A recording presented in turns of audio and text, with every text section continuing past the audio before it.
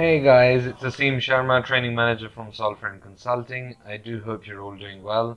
Two quick topics today. One about staying motivated, just generally in life, and number two, how to avoid those negative influences in life. They could be people, aspects, something entering your mind. So let's start with staying motivated. Let's say you have a challenge or a target, or you want to improve yourself in some way. You want to become fitter. You want to, be able to achieve a new skill which is difficult to master. Maybe you want to learn how to play a musical instrument or learn any kind of skill, as I mentioned. So, of course, people say that practice and putting in effort does help, and dedication and so on. That's fine, but it's also very important, and you must have heard this many times, to be able to rest as well. Give your mind rest. Give yourself that mental rest, and reward or at least recognize yourself when you have made progress. So, if you're, let's say, working out, maybe you've started a set of push-ups and you've never done one before, and you can barely get to 5 or 10, and then you say that I'm going to keep pushing myself so that I'm able to do at least 20 or 30 in one set. Well, that's not going to happen overnight, and that may not even happen for a week or two, maybe even longer. And the mistake that we make is now we have a plethora of information available on the internet, and we see all sorts of videos where people have said that I've done maybe 100 push-ups a day. I'm giving a very specific example. This is merely an analogy. I'm not saying that this will necessarily apply to you. But yeah, so in my case, actually, I'm not an active person at all. People who knew me at school would have literally called me a blob. I always had issues with maintaining my weight.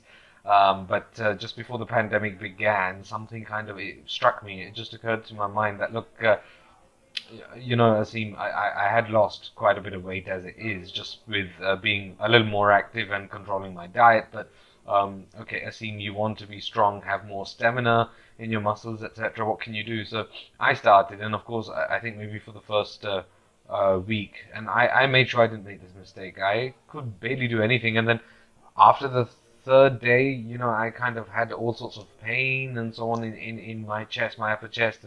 My shoulders felt as if they were just going to drop off. My arms felt, like rubber, very, very kind of numb as well. So what I did is I started giving myself rest, and I would give myself a few days rest. And how I, capitalized on what I was doing was I started reducing the days of rest. So I may have said, okay, I've taken 2 days of rest, 3 days of rest. Now it's become 1 day of rest, half a day of rest, and maintaining the same output. So maybe just 10 push-ups in the whole day. Yes, would you believe? And then when I was able to do that, then of course, vary it. So don't just, you want to make progress. So increase the number that you can do in one set, because 10 is pathetic. I think I was able to get to at some point, really, really pushing myself, maybe around 35 in one set. I can't do more than that. But then I realized that, what, they're not qualitative. So I need to reduce that. And I spoke to a few people, and someone advised me just stick to 20 at a set, as one set. So 20 reps, which is not a lot. It's not great. It's not super fit.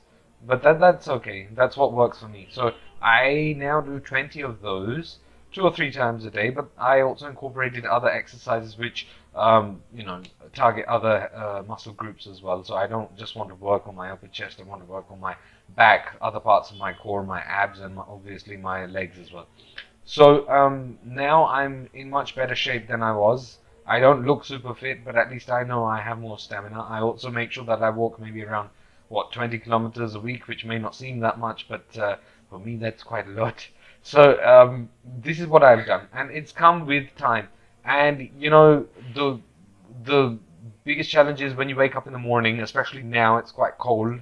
We're in Delhi, so it's pretty cold. But it's I think that chill is kind of wearing off now. But when you wake up to a bitterly cold morning and you're wrapped up in your warm blanket, and you don't really want to do anything, quite reminiscent of the song by Bruno Mars, "Today I don't want to do anything. I just want to lay in my bed." So That's exactly the same feeling. And what do you do then? Or you're upset about something. So this is not so much about pushing yourself. It's more about realizing something in your mind that, look,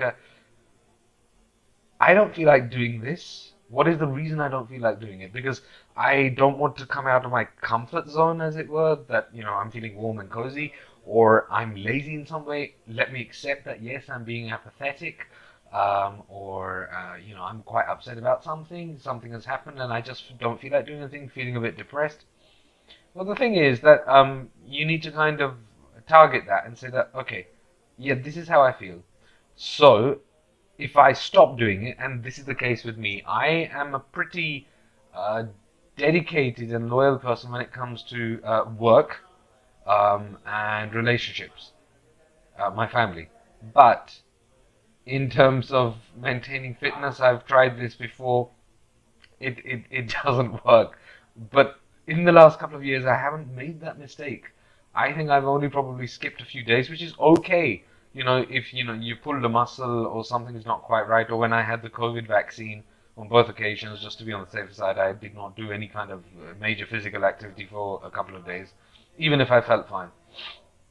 So it's about maintaining a routine, realizing the effect of discontinuing that and disturbing that and what the repercussions could be if you do that. So you don't want that disruption. And also reminding yourself that what are the benefits. So, if you maintain it, if you do something, and you say that, look, well, actually, I don't look that great, but what would happen if I completely stopped? I'd probably go back to what I was doing, and then being able to, pick up from there and then go back up. And it's happened once or twice with me for a variety of reasons. That's quite hard. So simply maintaining that will allow you to be able to, continue a regime or this legacy, whatever the case may be. And that's always easier. When you maintain something, it's easier than starting afresh each time.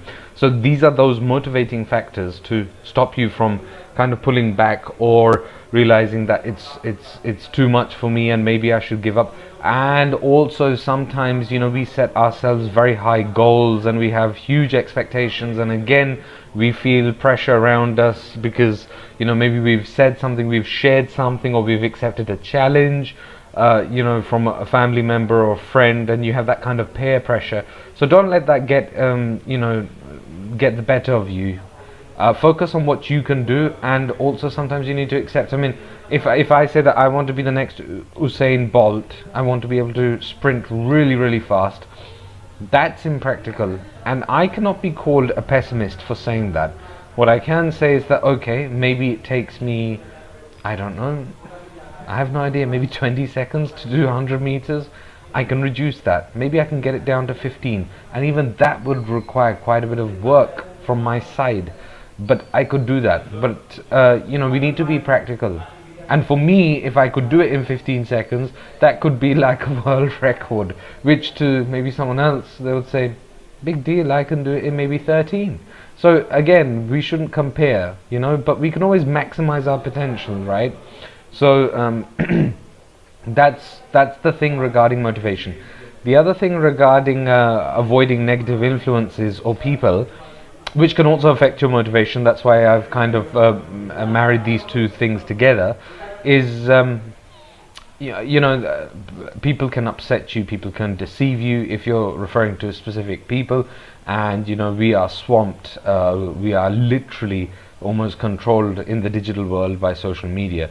If you choose not to be part of that, then in some ways that's good.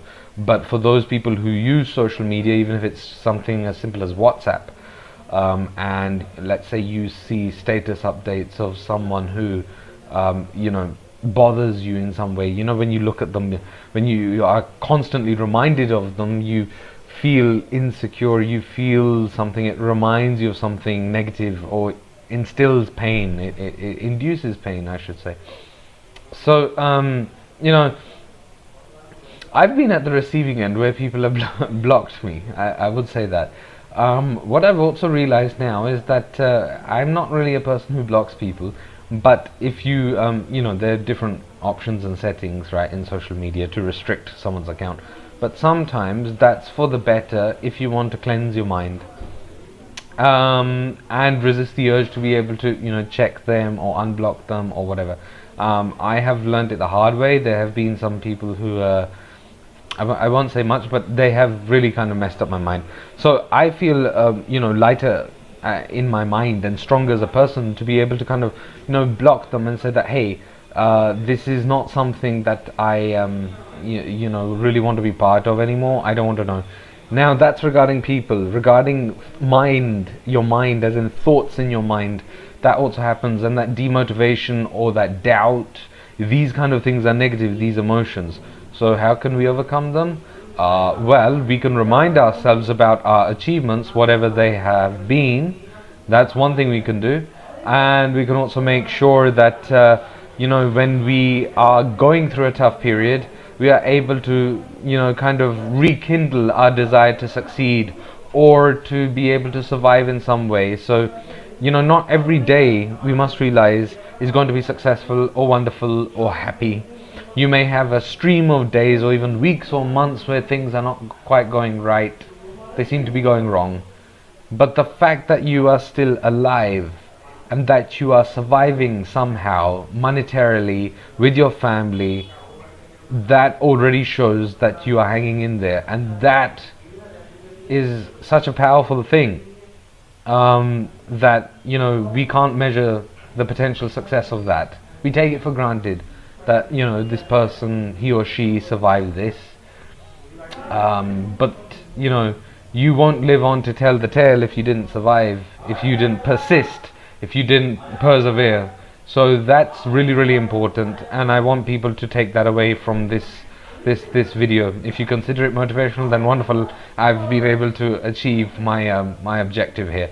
So anyway, I hope you found this useful. For further tips and tricks, please do subscribe to this channel if you haven't already done so. You can also find us on LinkedIn. I'll share the URL with you, and Facebook, Instagram, and yeah, please do visit our website as well if you would like to learn more about public speaking, personality development, interview skill preparation, soft skills training, and that's to name but a few. I do hope you all stay safe. Do take care. Thank you very much, and goodbye.